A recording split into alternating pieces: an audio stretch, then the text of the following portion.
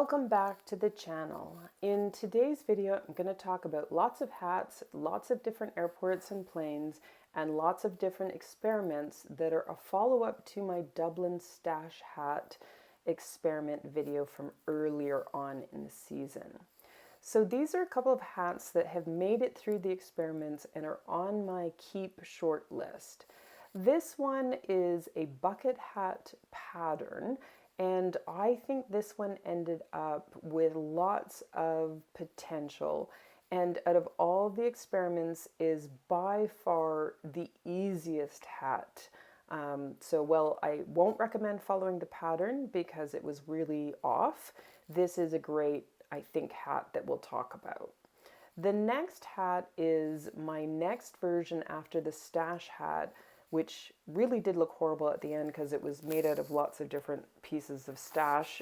But this is what it looks like when I kind of thought I had it figured out, and I experimented with a little bit of the cream stash that I stole from the stash and one kind of major solid large yarn. And as you can see, it didn't quite work out, but not to worry because I was on many flights and in many airports. And it got frogged, and this is how the final version, which is again still significantly smaller, so now it's immensely smaller than the original pattern, but as I remade it, I turned it into this, and I think it has some potential because this is a much larger brim I added, but it looks great as a unisex hat with a small brim as well. So I got a super deal on one bundle of Super Fluffy, and that's what I packed in my suitcase with a little bit of the stash.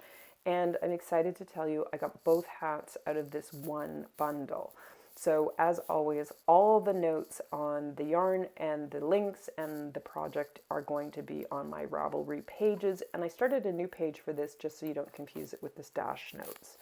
So in the stash hat experiment, because all of the hats I was trying were top down, I did think I was going to end up with a magic circle, and I ended up with wonkiness, and I did go back and experiment with smaller hook sizes to see if I could get a better blend between the magic circle and the final sort of top of the hat.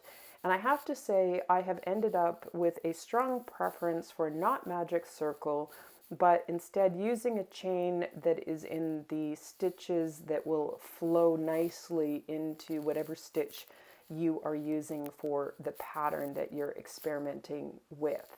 So that is just a shift from where I left the last video. If you did watch that, to clarify, I am on the final versions going with chain, however many, and then do the right stitch to get a better finish on the hat.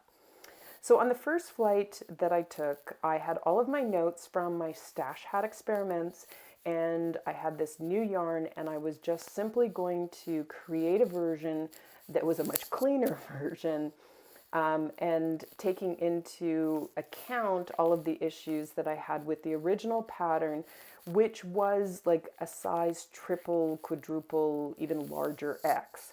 And I'm a medium 22 inch, which is what the pattern calls for, but I significantly have found all patterns are coming out very much on the huge size. So I start off again preferring to go with a chain instead of the magic circle, and I have a bunch of different mixed up photos here, but I still say I end up on the final version preferring this, but in the pattern it calls for a single crochet to do an increase. I don't like that. I end up slip stitching my increases on the final version as well. But it is really straightforward. The struggle that I was having is you have to do so many increases to get to, instead of a dinner plate hat, like a much smaller circle to fit a medium head. And so you are using I'm using a 10 millimeter hook, a significantly larger hook, and having to do increases and trying to figure out how do I do quick increases and end up with enough stitches so that when you transition down the side is large enough to again flow down and look proper on the sides as well. This pattern again was much more of a top hat kind of bucket hat shape, and I ended up in the original video, if you have seen it, with a very dome shape hat that didn't look horrible, but wasn't at all what the pattern was supposed to be kind of outputting. When I looked at a bunch of other patterns, and it's kind of hard because most will say, you know, size medium or maybe 22, 23 inches, I did find a couple that were giving me a recommendation of, you know, the top of your top-down hat should probably be no larger than somewhere between 6 and 7 inches for a medium. And so that is what I was struggling with on this pattern, is how do I do all these increases quickly to get to a stitch count, but not kind of go over that 7-inch, kind of in my head was the largest. I should probably let this kind of top of the hat go to, again, for my kind of measurements and fit. And so that was a bit of a struggle because I really should have stopped at 54. And I kept going, and again, as you're doing these increases, the rows do look a bit wonky, but you know, on the 8th row, this would completely smooth out. The problem is when I got to the 8th row, I'm now like 1.5 inches too big. And I was thinking if I took it back to the 6th row, it would be too small. Turns out I was wrong, but that is a lesson learned. So again, it's just trying to find the balance between increase your circle out, but really my finding is I shouldn't really go anything bigger than 6 on some shapes, and on another shape that had a better transition, smoother transition, instead of a big square drop, I could maybe, you know, get away with 6.5 or a 7-inch. So I continued on with this just because I thought I had done a lot of experiments, wanted to see how this played out as it went down the side of my head. On some of the stash hats, you know, the top looked like it was too small, and then, you know, you could almost see every bump on my head and my ear as the side came down. And again, that really varies. This is a very soft wool or yarn, so if I had a more structured yarn, stiffer yarn, that, you know, might have not been as much of an issue or as visible. So again, I have limited tools. I'm on a plane. This is sort of the biggest measurement thing. I couldn't find my measuring tape, but I'm pretty sure, based on my finger counts, that this dinner plate ended up at around 7 inches. So my little measurement here was 6. And again, I could use 2 fingers and kind of guesstimate without digging out my suitcase that I was probably at a 7-inch top as I finished this first experiment. And it really did turn out to be big enough that on the end, you know, kind of prototype, if I tipped my head over to sign something or lean over a counter, it definitely would have fallen off my head. But I continued on. Again, this pattern calls for some transition between the top of the hat is front loop only slip stitch, and these rounds are back loop only slip stitch, which I'm really liking, as, you know, lots of opportunity to, again, very simple, but give you some really interesting textures. And again, you can think about color combinations and different factors that you can play around with moving forward. So again, I'm still liking the textures and the stitches. And it didn't seem, when I was doing it, again, I don't have a lot of space to work on the airplane, that it was growing too big. So I kind of then had my fingers crossed, and let's see how the experiment turns out. Maybe it's not as bad as I fear. And this was a bit of a longer flight, so I could play around a bit and continue to work it out as I kind of went down. So it does look a bit wonky, and on the final version I cleaned up the wonkiness on that transition row with the increases. And again, all of the notes that you're going to see on my Ravelry are not for this version. They are for the version that follows, where I figured out all of these mistakes and definitely, you know, made it kind of a much kind of cleaner look across the top. And again, definitely a different size that is much smaller and going to fit a 22-inch head. So again, just when I finish, it does look very sort of top hattish. So I've moved away from the sort of bowler look that I was getting with a smaller hook. And I still think it has some potential, but it's definitely too big.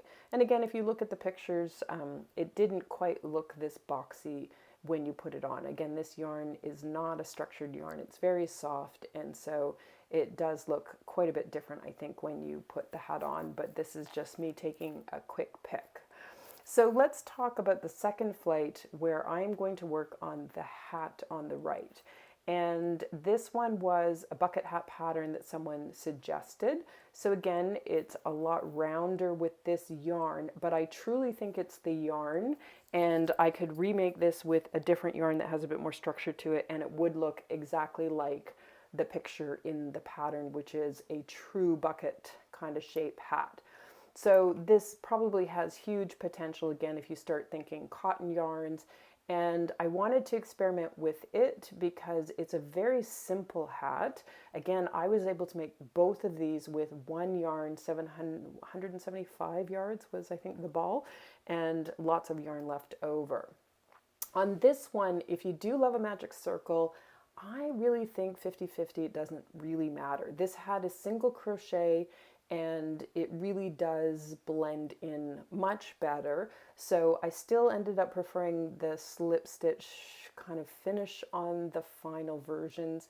But honestly, if you're new to crochet, this is the most simplest hat from an easy for beginner endorsement, and that magic circle is super easy as well.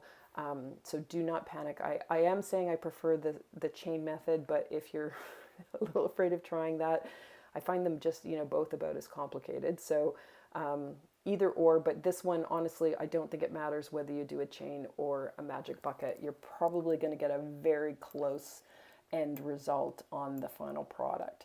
And like the other patterns, you are making just sort of a continuous increase across the circle.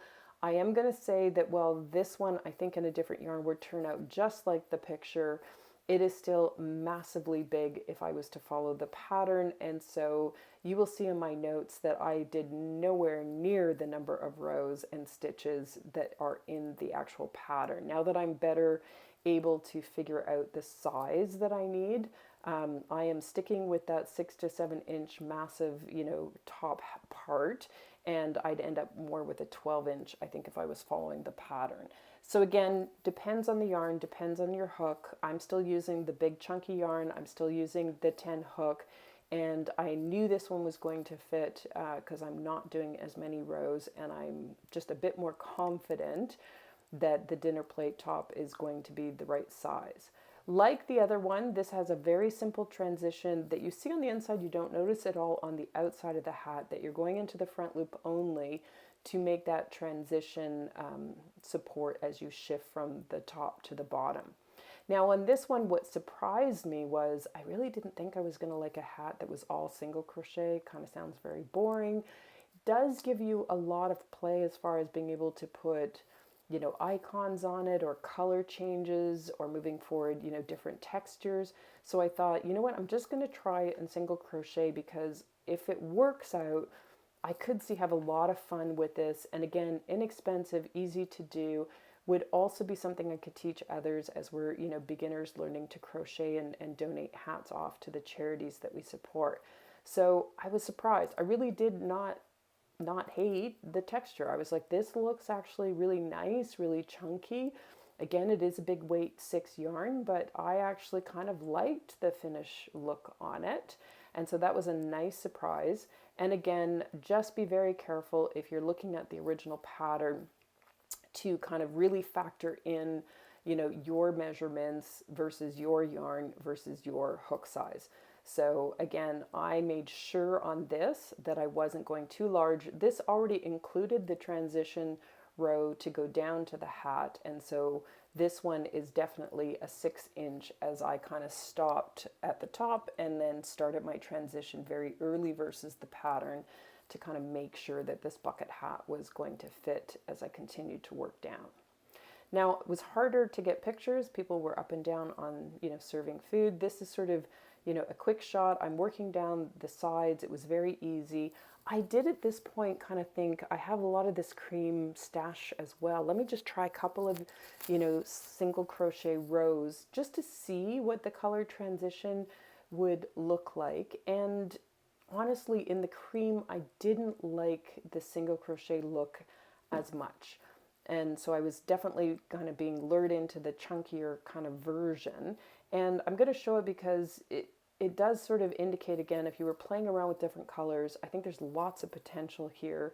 I, however, this was a much shorter flight, didn't have a lot of time, thought I don't like this, I'm just going to frog it out and go back to doing it all in one color because I had a lot of the olive yarn, so I definitely knew I could finish it. And I also, moving forward, wouldn't have put it at the row that I put it at. So it was just, nice for me to, again, make some notes, learn, experiment, not really worry too much about it. But I went back because I still have a ton of this olive. I know I'm definitely going to be able to finish 2 hats with yarn left over. So again, it's very easy to follow pattern. You single crochet down the sides. It's very easy. And then at the very bottom, you're doing sort of that transition to the brim. There's just 3 rows for the brim. And again, looks nice, feels nice, super easy to pack, super easy to shove into a pocket, super cozy, super warm. I'll let you know if these really turn out as well as I wear them. This is just before I blocked it, so I hadn't tucked any of the ends in or fixed it up. And again, because this yarn is so soft, you can see that the minute I put it down, it kind of flips up on the brim. But this yarn honestly will take a small brim. I've had it flipped up quite dramatically, and I've had it worn down straight as the bucket hat, and it works great all 3 ways. So that's what kind of got me excited. I thought, different shapes, different preferences. This one's got a lot of potential. And again, for such a simple single crochet stitch, I think it's going to make a great hat. So as I block it here, I just popped it onto a pop bottle so I could sort of try and take a shot for you of, it does, again, look like the traditional bucket hat if you're just wearing it down, but it does actually flip up easily and hold a brim. If you want a slight brim, a big brim, it's got lots of potential. And again, I actually thought I really like the kind of end result of that sort of really chunky single crochet look. So this one for me is going to go into definitely worth experimenting with more. And again, different yarns, different color combinations. I can now take these pictures and kind of draw all over them to see what the next versions are going to be as I experiment. And again, if you have a great bucket hat pattern that is a much more accurate pattern, please share. And if you have made hats in all sorts of yarns or stitches or ideas, send us some comments or yarn recommendations, because we would love to hear those from you. So this one, again, I think in the stiffer yarn would look more square at the top. This is just such a soft yarn. It's shaping to the shape of my head, but has potential. Then I get on the 3rd flight and I'm frogging out the first hat that we talked about today. So again, still love the stitches, still love the textures. I'm wanting to see if I could make this work. And again, it was under $6 for the yarn and a little bit of stash. So if it doesn't, I'm not actually going to be all that upset. I will just, nicely park it. But again, I'm really happy with the texture it's giving me. I really like, again, these are different yarns, but I'm thinking there's so much potential here. I love the kind of texture, love the options and the color combinations that I could experiment with. And I was hoping it would be flattering to actually wear it. So with the smaller hook, if you hadn't watched the stash experiments, I was getting a very bowler hat kind of top. And kind of with the bigger hook, I'm definitely getting sort of more the bucket hat flat top. So I just frogged it, redid it, much smaller. Again, the main kind of feedback is do not let it go over the 6-inch dinner plate. So again, this is me having all 3 rows of the flip on the side with the back loop only kind of registered. Again, easy to frog this yarn. It did have a bit of fluff, so just FYI, if you are going to frog it a lot, it might not be the greatest. I don't think it's going to pill, but I'll also let you know if it does shed. And on this one, I moved the white band farther up. And that was because, again, I'm learning now if I want to flip the brim or change the brim, I didn't want to see the kind of mess of the white on the back end. So I moved it up, and I think the placement looks great. I did a much larger brim on this just because I had lots of yarn. But I also meant to take a picture. I'll take a picture of a smaller brim. It looked great with the small brim. So if you stopped at row 6, it's very much a unisex hat. doesn't have this big brim look. Now, I did use the little white to frog out, so that was some of my stash that went back into this experiment, and not to worry, the rest of the horrible stash hat went into making some mitts that are going into the charitable donation pile. Thanks for watching. If you've subscribed, we really appreciate your support as we try and grow this brand new channel. And I am so looking to more feedback, more links, more ideas. Keep them coming. Thanks a lot.